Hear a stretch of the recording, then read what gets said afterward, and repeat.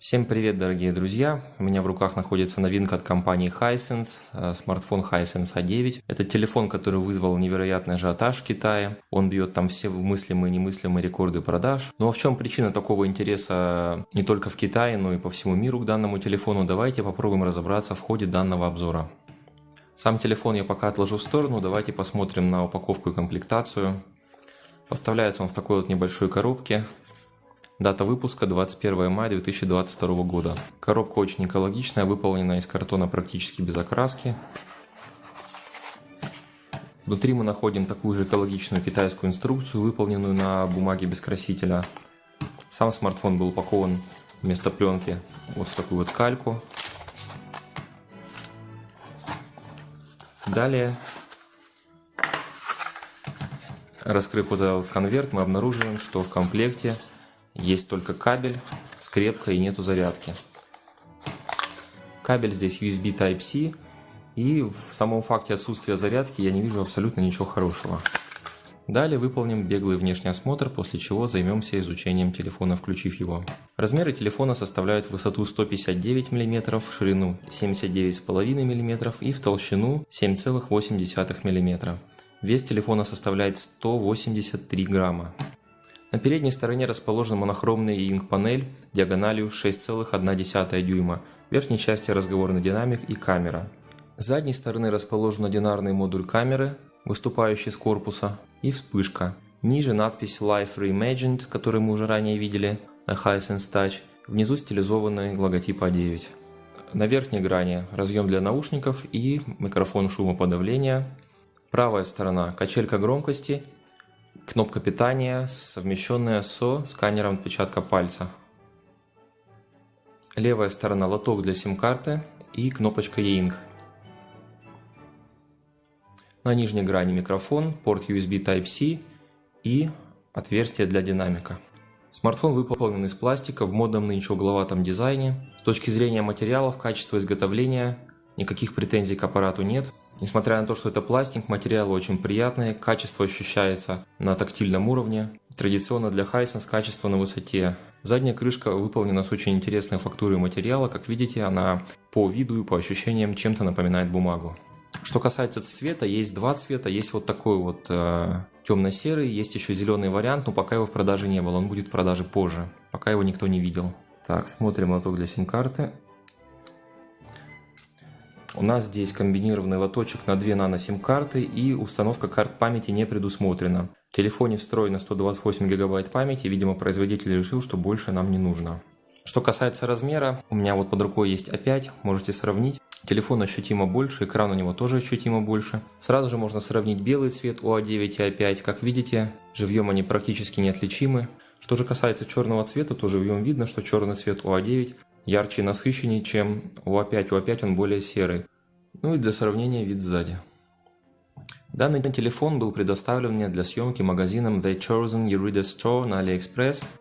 Цена данного смартфона составляет $360 за версию с 4 гигабайтами оперативной памяти и $380 за версию с 6 гигабайтами оперативной памяти. Но вы можете получить скидку $20 при покупке по моему промокоду. Все промокоды и ссылку на магазин вы можете найти в описании под видео. Пока мы не начали смотреть смартфон, я покажу вам очень быстренько чехол. Чехлы на данный смартфон существуют двух видов. При покупке вы, скорее всего, получите их оба, но у меня в настоящий момент в наличии есть только неоригинальный чехол. Это черный чехол, который практически в таком же виде выпускался на все остальные модели Hisense.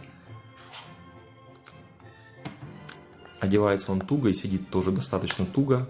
Все вырезы под все отверстия совпадают, материал хоть и дешевый, но приятный. И что самое главное в этом чехле, это то, что он закрывает торчащий из корпуса модуль камеры. Так, телефон включился, и в самом начале я хотел бы сказать несколько слов о локскринах. Как видите, здесь есть старые знакомые часики, которые были на всех моделях, начиная с A5, но есть и нововведения. Пойдем в настройки, Lockscreen, Desktop and Wallpaper, и здесь локскрин. Так, здесь я покажу только нововведения. Так, они добавили два новых типа локскрина по сравнению с тем, что было ранее. Здесь появился вот такой локскрин с карточками из китайского ежедневника, по большому счету для нас бесполезный. И 7-й локскрин, который позволяет блокировать экран на той картинке, которая была на нем перед блокировкой. Нажимаем Apply. Возвращаемся на рабочий стол. И я нажимаю кнопку блокировки, экран блокируется. И мы видим ту же картинку, которая у нас была до блокировки. Изначально это вызвало у меня большой энтузиазм. Я подумал, что на рабочем столе можно разместить все необходимые виджеты, часы, погоду, уведомления от приложений, получать информацию в реальном времени, но облом заключается в том, что эта картинка, она абсолютно не обновляется. То есть вы видите, вот здесь в уголке есть живое время, оно показывает 0041, а время на виджете замерло. Все остальное, соответственно, тоже замерло. Это просто картинка типа скриншота. Для чего это нужно, не знаю. Например, если вам нужно иметь информацию перед глазами, какую-то, чтобы не держать телефон разблокированным, постоянно не включать экран, вы сюда ее выводите и смотрите на нее хоть 2 часа. Например, если вы идете в магазин за покупками, вывели список покупок, заблокировали экран, ходите и смотрите, что вам нужно. Может быть, только для этого. А с точки зрения блокировки на рабочем столе это абсолютно бесполезно. Итак, я возвращаюсь на первый тип локскрина, который называется Wallpaper локскрин, и здесь есть очень важное нововведение. Оно заключается в том, что этот локскрин научился показывать уведомления. В настройках данного типа локскрина есть вот такая вот опция, которая называется Lockscreen Notification Type. Здесь можно выбрать 3 пункта. Common Application Notification Icons. В этом случае, как и раньше, будет показываться просто кружочек от телефона, сообщений, Вичата, Куку и, собственно, все. И Notification Card. В данном случае вы сейчас увидите, что будет. И можно просто спрятать уведомления. Итак, я блокирую экран. И вы видите, что на этом локскрине отображаются карточки уведомлений, подобно тому, как они отображаются в шторке Android. Эти уведомления действительно приходят в реальном времени. Сейчас я покажу вам, как это выглядит. Отправлю со второго телефона себе сообщение. И вот вы видите, что пришло сообщение, которое я сам себе отправил. По сути, это маленькая революция, потому что уведомления на экране блокировки были вырезаны из всех Hisense, начиная с A5 и A6L до сих пор. Мы этого ждали давно, и вот, наконец, они нам это дали. Включив аппарат, мы видим вот такую вот оболочку, которая называется громким названием InkOS. InkOS на картинках выглядит очень интересно. В ней присутствуют виджеты разных размеров, они очень живописно расположены на экранах, и создает все это поначалу очень благоприятное впечатление. Но по своей сути все здесь довольно-таки просто.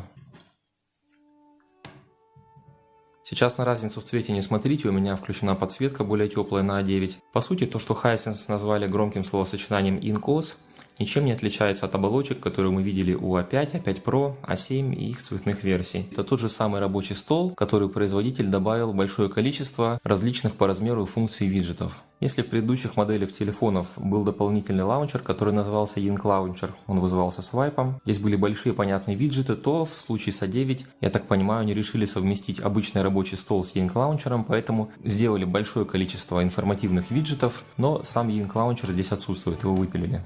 Изначально я думал, что все намного интереснее, что виджеты масштабируются, на самом деле нет. Каждый виджет имеет определенный размер, соответствующей сетки экрана, и все, что вам остается, это выбрать размер виджета и поставить его в то или иное положение. Вот как это выглядит. То же самое здесь. Просто двигайте виджеты и добивайтесь живописного визуального эффекта. Есть вот такой большой виджет под китайскую читалку, но фактически он нам не нужен за пределами Китая. Есть виджеты с часами, как было здесь, но надо сказать, что часы достаточно мелкие, практически нечитаемые.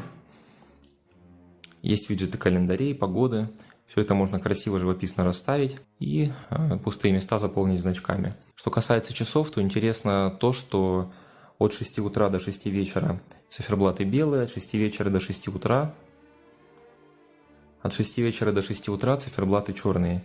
Часы могут быть одинарные, часы могут быть двойные, часы могут быть тройные. Сейчас я вам покажу, как это выглядит на практике. Тапая по экрану, мы входим в настройки рабочего стола. Здесь можно поменять обои, можно выбрать виджеты. Так, какие же виджеты у нас есть? Есть виджеты книжных полок для китайских читалок, абсолютно бесполезны для нас. Примечание – это записи китайского ежедневника, тоже бесполезно.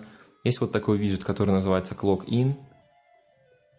Я не знаю, зачем это надо, но здесь вот, нажимая на этот плюсик, просто мы увеличиваем число, находящееся на виджете, и так до бесконечности. Есть вот такой виджет, который называется Student Mode, это связано с каким-то там ограничением экранного времени для детей. Есть различные виды переключателей, Quick Switch.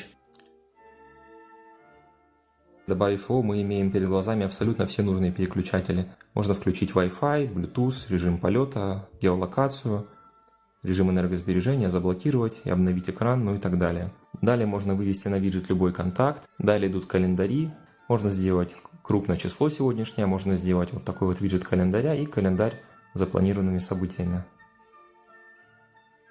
Про часы я уже рассказал, одинарные, тройные, двойные. Далее мобильная очистка, только вертикальный виджет.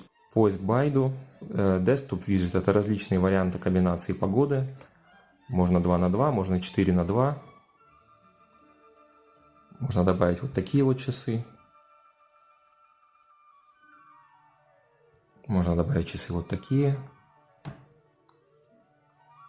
Далее есть виджет галерея в разных размерах. Сюда можно добавить различные картинки и листать их, просматривая на рабочем столе. Виджет быстрой фотографии, быстрой съемки видео.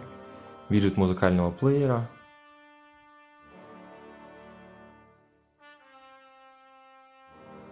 С него можно включать музыку. Далее после плеера идет виджет локскрина. Виджеты HiSmart, бесполезные у нас и полезные в Китае. Помимо вот этих стандартных виджетов, которые даны производителям, можно добавлять сторонние виджеты. Вот, к примеру, Outlook Express добавлю. Как видите, сторонние виджеты, они тоже берутся в такую же рамку по стилистике, как и виджеты, которые есть в системе. Вот, и добавлю, наверное, еще Google поиск сюда. Вот так вот. Как видите, поиск Google тоже взялся в рамку.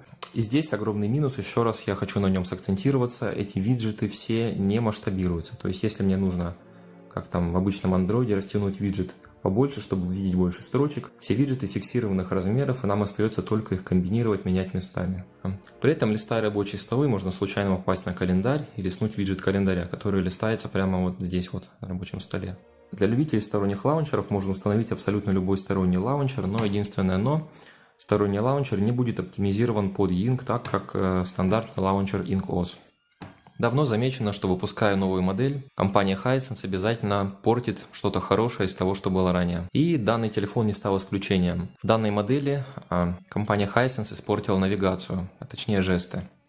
Если раньше на предыдущих моделях у нас было 3 вида навигации, это был Navigation Bar обычный и 2 вида жестов, то в модели A9 они оставили только Navigation Bar и Two-Side Slide Gestures. Самые удобные жесты, когда можно было выполнять все действия, смахивая снизу, они здесь убрали. Если Navigation Bar — это стандартные кнопки Android с отдельной кнопкой вызова меню Ink, то Two-Side Slide Gesture — это жесты, которые выполняются от низа экрана и от края экрана. То есть для возвращения на домашний экран мы смахиваем снизу вверх.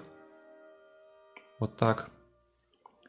Чтобы вызвать недавние приложения, смахиваем, задерживаемся. Чтобы сделать шаг назад, мы от любого края проводим в сторону центра экрана. И чтобы вызвать меню Ink, мы смахиваем снизу, не в середине, а с любой из сторон. Вот так. Ну и даже в случае этих неудобных жестов они умудрились сделать хуже. Хуже в чем? Раньше на предыдущих моделях жесты имели виброотклик, то есть проводя вверх, я чувствовал отдачу. Я понимал, что жест сработал. Причем это было как снизу, так и сбоку. У A9 виброотклика нет. И поскольку жесты еще и достаточно нечеткие, без виброотклика я не могу понять, выполнил я жест или нет. Кроме того, по сравнению с Navigation Bar жесты явно подтормаживают. Вот, например, я сейчас делаю жест назад. И вот увидите, с каким запозданием он срабатывает. Так, далее я выключу свет, и мы с вами посмотрим, как здесь у нас регулируется подсветка. Регулировка подсветки, как и на предыдущих моделях, выполнена в виде 4 кнопок и ползуночка. Самая правая кнопка OFF позволяет выключить подсветку совсем, самая левая – ночной режим. Режим очень слабой подсветки, который в свою очередь все равно имеет регулировку по силе. Далее режим Manual, ручная настройка. Здесь вы можете либо ползунком, либо кнопками выбрать тот уровень подсветки, который вам нравится, и он уже не будет меняться. И авторежим, который настраивает подсветку по данным датчика освещенности. Работает это следующим образом. В помещении, в котором нет света совсем или света очень мало, подсветка автоматически ставится процентов на 20. При среднем уровне внешнего освещения подсветка поднимается процентов до 70. И если вы находитесь на улице при ярком солнце или при очень ярком внешнем освещении, подсветка выключается совсем, ставится на 0. Можно ли им пользоваться вообще без подсветки при внешнем освещении? Да, можно, экран достаточно светлый, подсветку можно выключить и читать только от внешней лампочки или от дневного света. Далее ниже находится переключатель, который регулирует цветовую температуру. В самом крайнем левом положении экран у нас имеет холодную белую подсветку. В самом крайнем правом положении экран имеет подсветку янтарную. К сожалению, думаю, вам сейчас этого, наверное, не видно. Давайте я попробую совсем выключить свет. Я выключил свет совсем и взял для сравнения опять. Слева мы видим ту подсветку, которая была на всех смартфонах Hisense ранее. И справа у меня A9 с регулировкой цветовой температуры.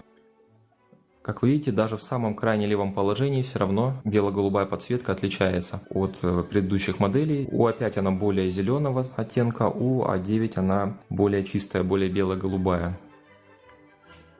Итак, передвигаем направо, получаем подсветку янтарную. Так, наверное, на контрасте видно, в чем разница. На мой взгляд, именно регулировка цветовой температуры является главным достоинством смартфона Hisense A9, потому что, двигая ползунок от теплого к холодному, вы можете найти подсветку комфортную именно для ваших глаз. Так, я снова со светом. Здесь есть две кнопки: Manual и Auto. Manual, когда мы двигаем ползуночек, выбираем цвет вручную, есть также кнопка Auto. Про кнопку Auto я могу сказать только то, что здесь происходит периодически смена цвета, но по каким алгоритмам это делается и по каким принципам я вычислить не смог. Поэтому лучше, наверное, поставить ручную регулировку и тот уровень, который будет для вас комфортным. Так, друзья, это китайский смартфон, поэтому я обязан сказать, что здесь нету Google Play сервисов вообще. Google приложения здесь не работают. Все приложения, которые у меня установлены, они ставятся в виде APK файлов. Можно использовать APK Pure, Aurora Store или один из новых русских магазинов приложений. Google приложения заменяются чем-то аналогичным. Вместо YouTube можно поставить YouTube Vancet, вместо почты Google можно поставить Microsoft Outlook. Ну и контакты переносить исключительно вручную. Сейчас в разработке находится прошивка с полноценными Google сервисами. Этим занимается владелец магазина Chosen и Reader Store, его инженер. Обязательно подписывайтесь на этот магазин, следите за новостями. Когда выйдет прошивка с Google сервисами, он обязательно даст информацию на странице магазина. Ну, русификация традиционно выполняется посредством Morlocale 2. И, как вы видите, русского языка становится по минимуму. Все приложения сторонние, которые имеют русские версии, становятся по-русски. Ну, а система, настройки практически полностью остаются на английском языке.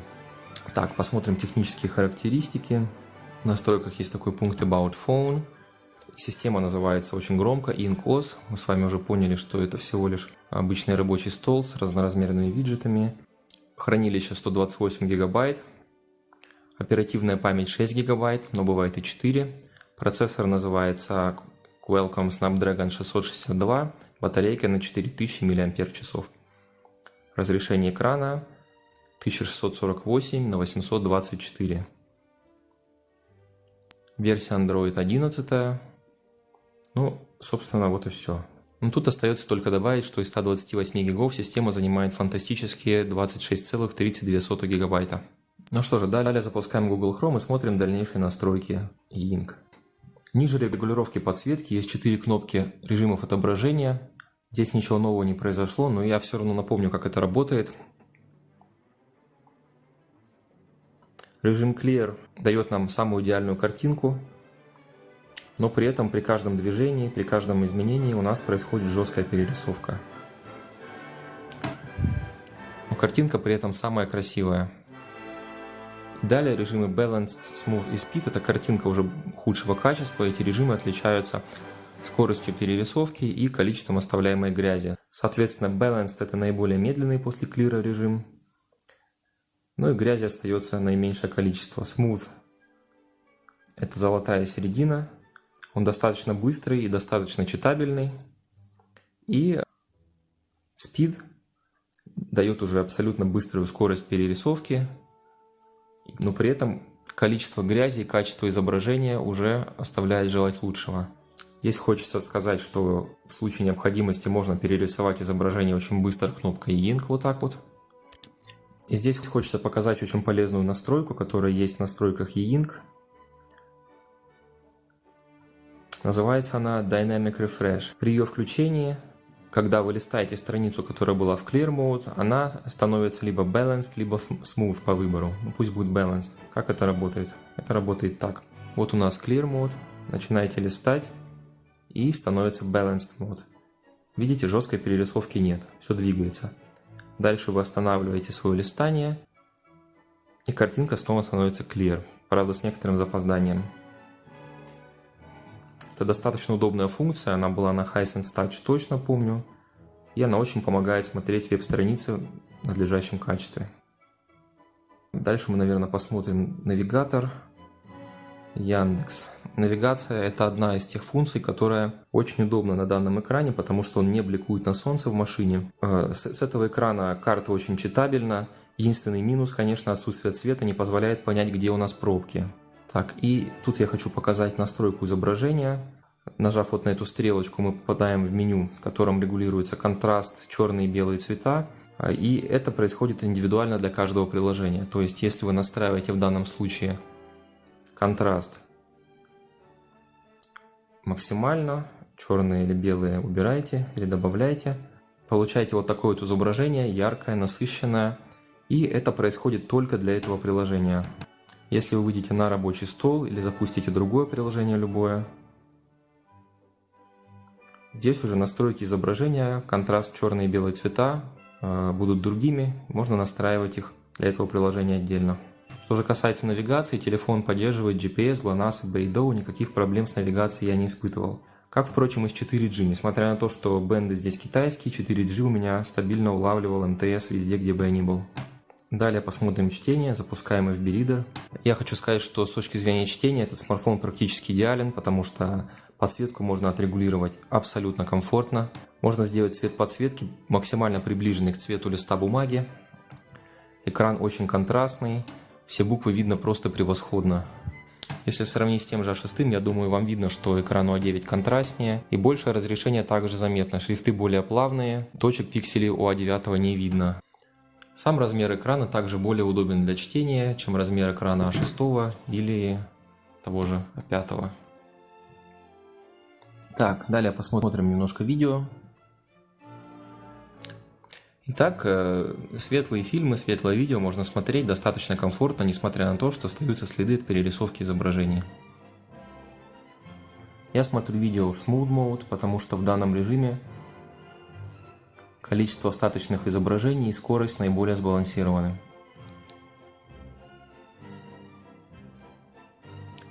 Если сравнить изображения у A9 и A5, то вы видите, насколько лучше стала отрисовка темного изображения у A9. Скорость обновления выше, темные видео показываются намного лучше, следов гёстинга намного меньше. Алгоритмы в A9 имеют большее количество серых цветов, за счет чего темное изображение видно намного лучше. В данном смартфоне установлен достаточно мощный процессор, здесь 6 гигов оперативной памяти, и все это позволяет даже при желании поиграть в игры. Но опять же, при том условии, если контент в той игре, в которую вы играете, будет светлым. Как вот, например, в этой игре, в которую сейчас играю я. Если игра будет более темная, видно будет хуже и будет оставаться множество остаточных изображений.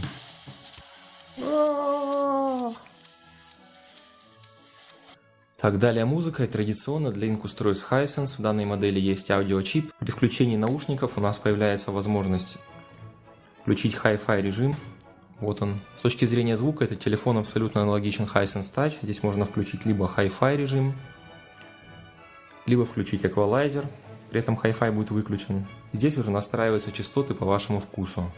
Можно выбрать пресет, классика, dance, flat, folk, heavy metal, хип-хоп и так далее. Можно выбрать эффект помещения, спортзал, концертный зал или душевая комната, почему-то так. И усиление звука наушников. Средняя, слабая или сильная. Ну и при включении Hi-Fi режима звук в ушах становится чище, глубже, интереснее, но для того, чтобы полностью его прочувствовать, нужно иметь соответствующего качества аудиофайла. Ну и напоследок посмотрим камеру. В данном случае картинка видоискателей дает вам исключительно информацию о композиции вашей фотографии. Что у вас получается по цвету, что у вас получается по контрастности, по четкости, вы можете посмотреть только на цветном экране вашего монитора или другого смартфона. Так, посмотрим быстро настройки. Ну, во-первых, здесь есть режим HDR, который включается автоматически, можно его отключить совсем. И в настройках можно выставить соотношение сторон фотографии 4:3, 1:1, 16:9 или на размер экрана. Можно включить съемку касанием экрана, Можно снимать сразу черно-белые фотографии. Возможно, это имеет смысл, поскольку телефон черно-белый.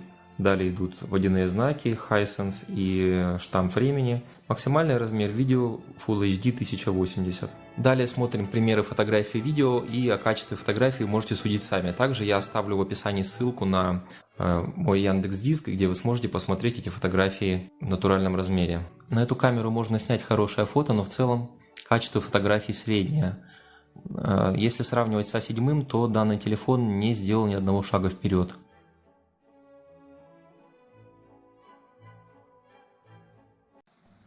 Пример записи Full HD видео и звука.